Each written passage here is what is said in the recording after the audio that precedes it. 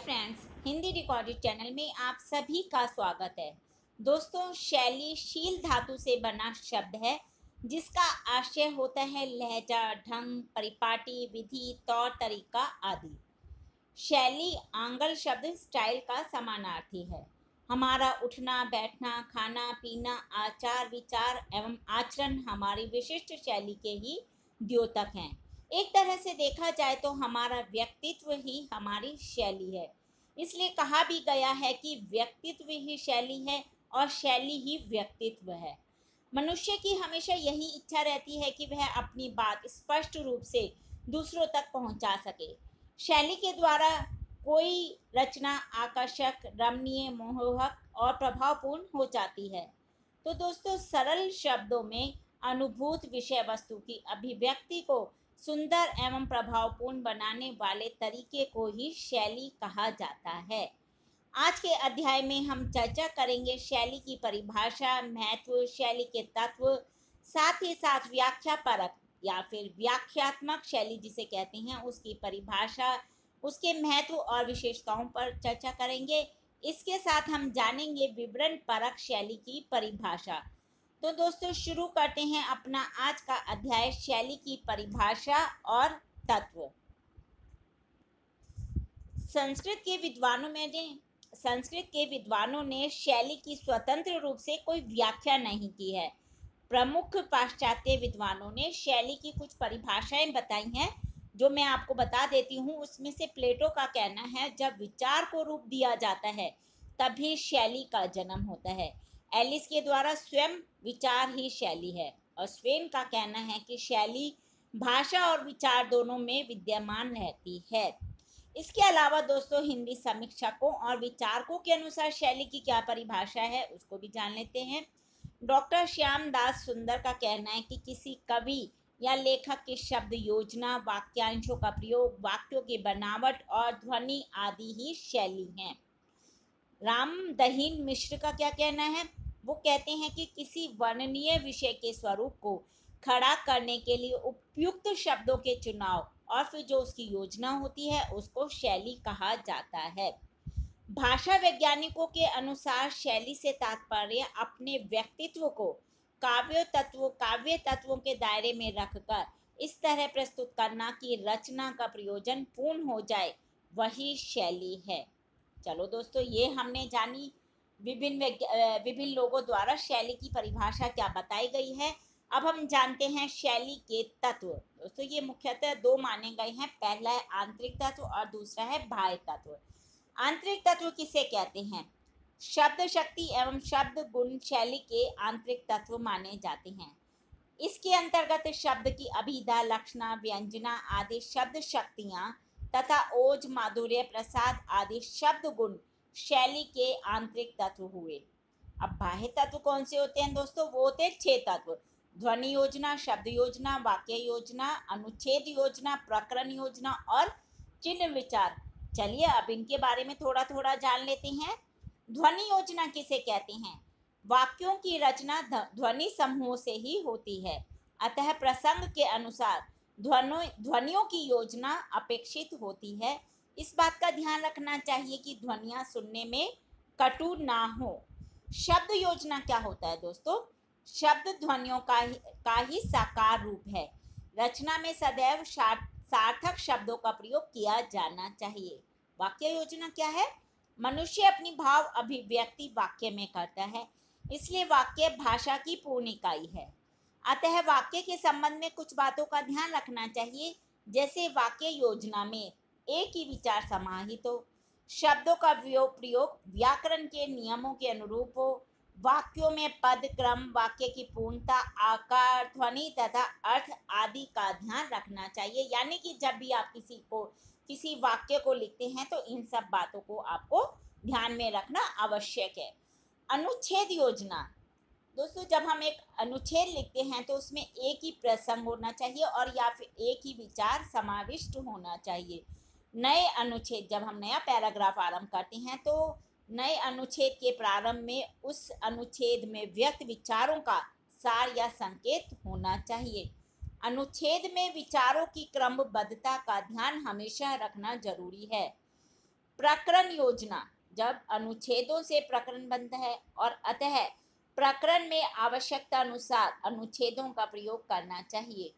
प्रकरण में मुख्य विषय को हमेशा महत्व देना चाहिए, चाहे वो शुरुआत हो चाहे आखिर हो, तथा प्रकरण का आरंभ व अंत हमेशा सुंदर ढंग से करना चाहिए। चिन्ह विचार, भाषा में प्रयुक्त होने वाले विराम चिन्हों को यथास्थान प्रयोग से अर्थबोध में सुविधा होती है। दोस्तों, विराम चिन्हों का प्रयोग हमें वैसे भी सही तरीके से करना चाहिए, तभी हम किसी भी वाक्य को सही तरीके से अपने पाठकों तक पहुंचा सकते हैं। अतः विराम चिन्हों को लगाने से में पूरी सावधानी बरतनी चाहिए। शैली के प्रकार और विशेषताएं। दोस्तों, शैली मुख्यतः 4 प्रकार की होती हैं। व्याख्या परक, या फिर इसे हम व्याख्यात्मक शैली भी कहते हैं। दूसरी होती है विवरण परक, या जिसे विवरणात्मक शैली भी कहा जाता है। तीसरी है मूल्यांकन परक शैली और चौथी है विचारात्मक शैली। दोस्तों, आज के अध्याय में हम व्याख्या परक या व्याख्यात्मक शैली की विशेषताएं, उसकी परिभाषा पर चर्चा करेंगे।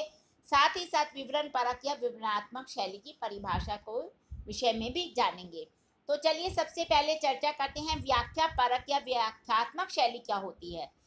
इस शैली में सूत्रबद्ध कथन को व्याख्या द्वारा समझाया जाता है।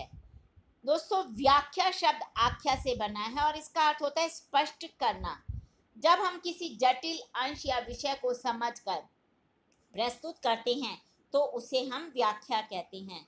जब हम व्याख्या करते हैं तो हमें ध्यान रखना चाहिए कि जो उसमें प्रयोग की जाने वाली भाषा है वह अत्यंत सहज और सरस हो।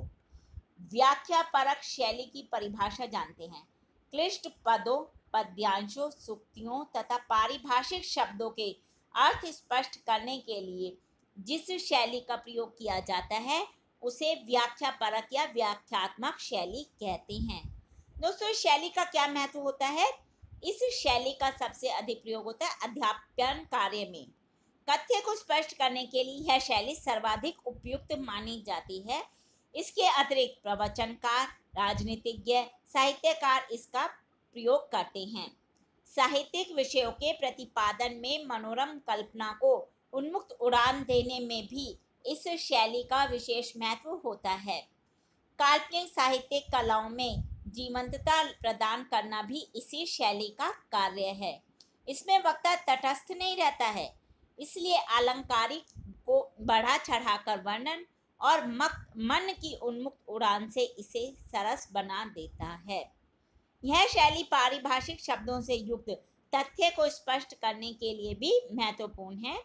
इसके अलावा धर्म, दर्शन और व्यवसायिक क्षेत्र में भी इस शैली का महत्व असंदिग्ध है, यानी कि इन सब में भी इस शैली का प्रयोग किया जाता है। इस शैली की क्या विशेषताएं हैं वो भी जान लेते हैं। पहली है सरलता। इस शैली में वाक्य सरल होते हैं, इससे विषय वस्तु को समझने में आसानी रहती है। स्पष्टता, जो भी हम व्याख्या करते हैं उससे हमें जो बात है वो पूरी तरह से स्पष्ट हो जाती है, इसलिए स्पष्ट करने के लिए हमें सरल वाक्यों को प्रयोग करना चाहिए। अपूर्ण वाक्यों या द्विअर्थी वाक्यों से का प्रयोग करने से बचना चाहिए। वाक्य हमेशा ऐसे प्रयोग करने चाहिए जो कि सुनिश्चित अर्थ करवाते हों। उदाहरण का प्रयोग, जब हम कोई भी व्याख्या करते हैं तो हम उसमें उदाहरणों का अधिक से अधिक प्रयोग कर सकते हैं ताकि विषय वस्तु स्पष्ट की जा सके। विभिन्न उदाहरणों के माध्यम में तथ्य को हृदयंगम बनाया जाता है। कार्य कारण वाक्य। दोस्तों, व्याख्यात्मक शैली में कार्य कारण वाक्यों का प्रयोग अधिक होता है। इसमें व्याख्या के सूत्र एक दूसरे से संबंध हो जाते हैं और व्याख्या स्पष्ट हो जाती है। संभावनात्मक वाक्य, यदि मान लिया जाए, मान लो इत्यादि काल्पनिक एवं संभावनार्थक का भी इस शैली में यथोचित प्रयोग देखने को मिलता है। साथ ही साथ पारिभाषिक शब्दों को भी स्पष्ट कर दिया जाता है, उसका पुनः प्रयोग नहीं किया जाता। अतः वरन, अतएव, किंतु, परंतु इत्यादि अवयवों का इस शैली में काफी प्रयोग होता है। कालवाचक शब्दों का भी आवश्यकता अनुसार शैली में प्रयोग किया जाता है। आशय स्पष्ट करने के लिए अंततः, अर्थात या अथवा इत्यादि का भी प्रयोग इस शैली में किया जाता है। साथ ही साथ इस शैली में एक ही बात को विभिन्न तरीकों से कहकर सूत्र की व्याख्या की जाती है। व्याख्या के संदर्भ में विषय से हटकर व्याख्या नहीं की जानी चाहिए, यानी कि जो भी आप व्याख्या करते हो वो हमेशा मूल भाव पर केंद्रित होनी चाहिए। मूल भाव से हटकर की हुई व्याख्या गलत हो जाती है। व्याख्या के सूत्रों को संक्षिप्त पदों में तोड़कर उस पद विशेष को लेकर तुलना या साम्य के आधार पर उसकी व्याख्या की जानी चाहिए। अध्यापन में यह शैली प्रभावी सिद्ध होती है। इसमें वक्ता तटस्थ नहीं रहता। अब एक इसका मैं आपको उदाहरण बता रही हूँ। जहाँ निश्चल प्रेम होता है वहाँ दृढ़ विश्वास संभव है। इसकी हमें व्याख्या करनी है।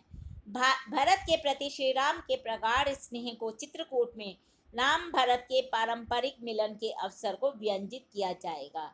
भरत प्रणाम करता रघुनामा। यह सुनते ही राम की स्थिति विचित्र हो जाती है। उनके हृदय के स्नेह में ऐसा ज्वार उठता है कि वे स्वयं को संतुलित नहीं रख पाते। भरत जी से मिलने के लिए श्री राम ऐसे उतावले होकर दौड़ते हैं कि उन्हें अपने उत्तरीय वस्त्र, तरकस, धनुष और बाणों की भी सुध नहीं रहती है। यह भरत और राम के परस्पर निश्चल प्रेम और दृढ़ विश्वास का ही प्रबल प्रमाण है। तो दोस्तों ये गद्यांश हमने जो जाना, इसमें जहाँ निश्चल प्रेम होता है वहाँ दृढ़ विश्वास संभव है, इस पंक्ति की व्याख्या की गई है। व्याख्या के लिए राम भरत मिलाप का उदाहरण देकर तथ्य को स्पष्ट किया गया है। अतः यह व्याख्यात्मक शैली का एक स्पष्ट उदाहरण है। अब हम जानते हैं विवरण परक या विवरणात्मक शैली की परिभाषा। दोस्तों, विवरण शैली से आशय है किसी घटना, वस्तु, व्यक्ति, स्थान अथवा विषय वस्तु की हूबहू प्रस्तुति। इस कथन शैली में वक्ता या लेखक द्वारा वर्णित घटना या विषय की प्रस्तुति वैसे ही होती है जैसे वह देखता या सुनता है। यह भाव, कल्पना या निजी प्रतिक्रिया से रहित होकर तटस्थ एवं वस्तुनिष्ठ होकर यथावत वर्णन प्रस्तुत करता है। इसीलिए दोस्तों इस शैली का जो वक्ता है वो तटस्थ रहता है और विषय वस्तु का वस्तुपरक प्रस्तुतिकरण इस शैली की विशेषता है। साथ ही साथ इस शैली की ये एक विशेष पहचान भी है। तो दोस्तों ये हमने शैली के विषय में के साथ व्याख्या परक शैली के विषय में भी जाना।